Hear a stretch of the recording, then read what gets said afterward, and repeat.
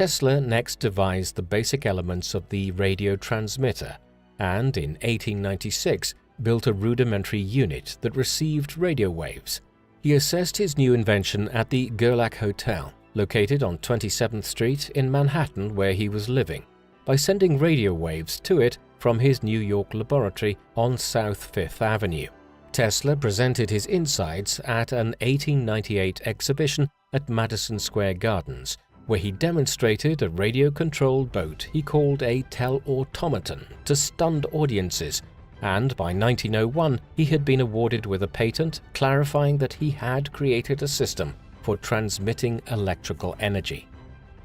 Between 1899 and 1900, after being commissioned by John Jacob Astor to assemble a new lighting system in a contract worth $100,000, Tesla relocated his laboratory at Colorado Springs, where, disobeying his patron's instructions completely, he decided instead to explore terrestrial stationary waves, which he regarded as his greatest discovery. At this rural outpost, located far away from the humdrum of New York City, Tesla started to piece together an enormous transmitter powered by millions of volts of electricity at an experimental facility built on the outskirts of the town of Nob Hill, keeping inquisitive onlookers away with an ominous Dante line nailed to the front entrance which read, quote, "Abandon hope, all ye who enter here."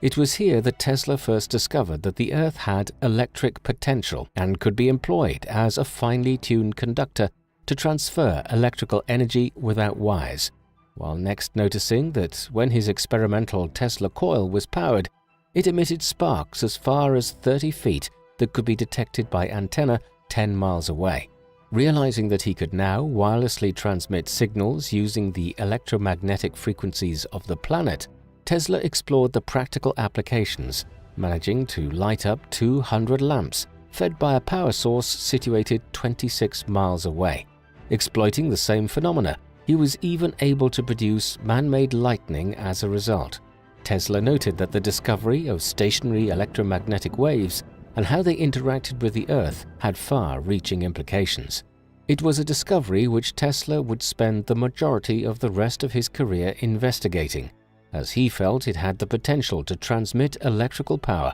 across large distances without the need for wires. Indeed, he hoped that his work could one day provide the whole world with clean and free electrical power. However, as with so many of Tesla's ideas, it was funded by investors such as J.P. Morgan, who intended to market his inventions for profit and were only prepared to fund research which would garner a return on their investments. Thus, it would be the all-powerful market forces that would eventually scupper so many of Tesla's imaginings.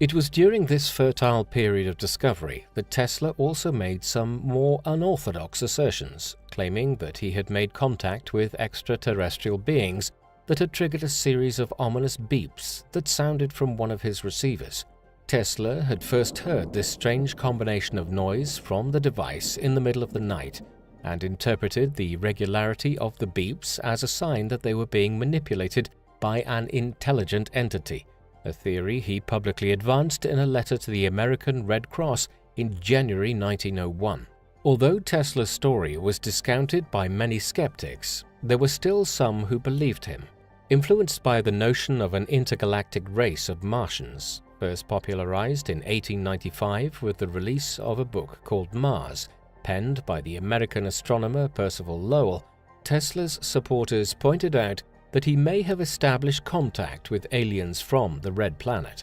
Nevertheless, convinced of the revolutionary potential of terrestrial stationary waves, Tesla returned to New York in January 1900, eager to secure funding for a major invention that would eclipse his scientific rivals who were also investigating wireless systems such as Reginald Fassenden, Lee De Forest, and in particular Guglielmo Giovanni Mario Marconi, an Italian inventor who became Tesla's next arch-nemesis after Edison.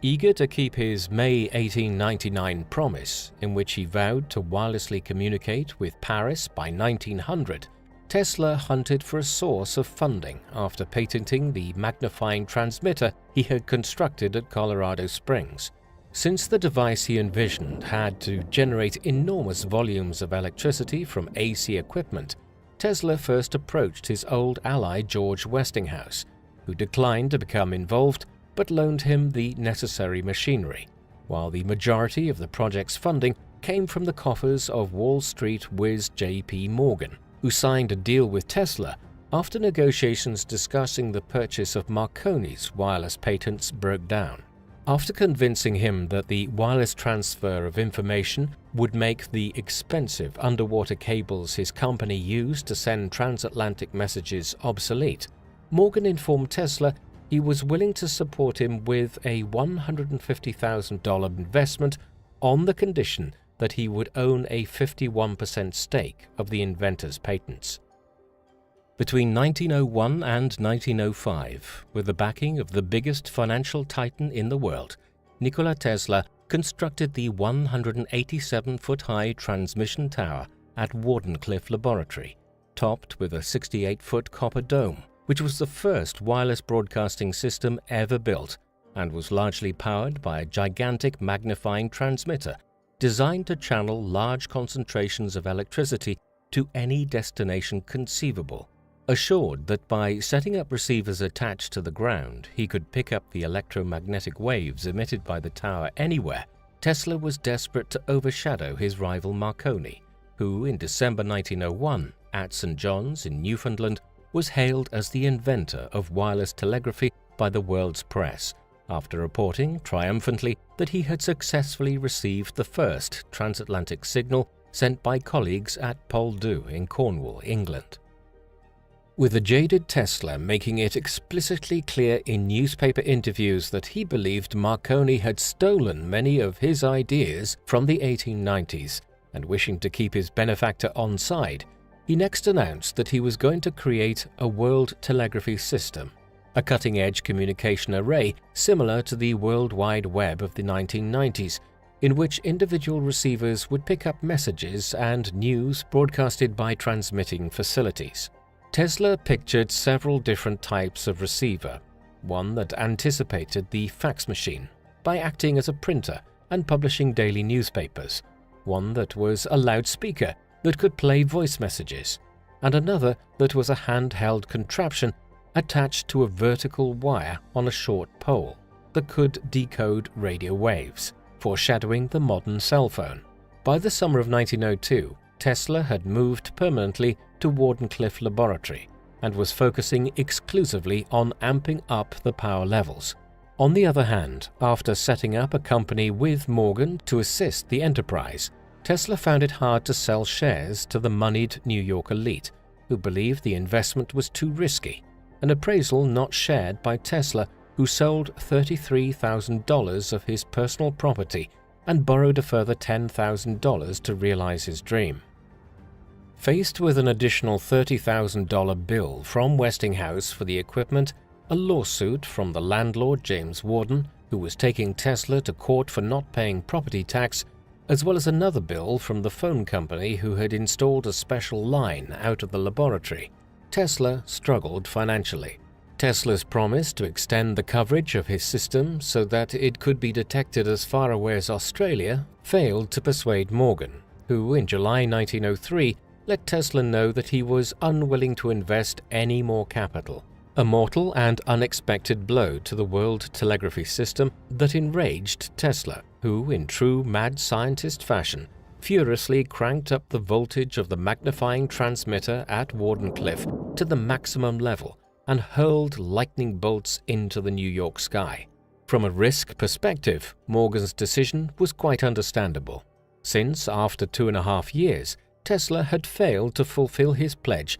to provide a transatlantic system in 6 to 8 months, and a Pacific branch a year later. Yet others have postulated that Morgan abandoned Wardenclyffe because he was worried that Tesla was going to make the energy completely free for everyone, and thus deprive his firm of a lucrative paycheck, while another interpretation contests that Morgan was growing increasingly less confident in the wireless industry, which had been mired in scandal by the actions of Lancelot E. Pike. He was a conman who had stolen investor money after promising to create a wireless service between Philadelphia and New York. Moreover, Morgan felt more inclined to invest in DeForest Wireless Automobiles, a company founded by another of Tesla's rivals that was projected to make $5 million a year, and which had already secured for itself a major contract with the U.S. Navy by February 1903,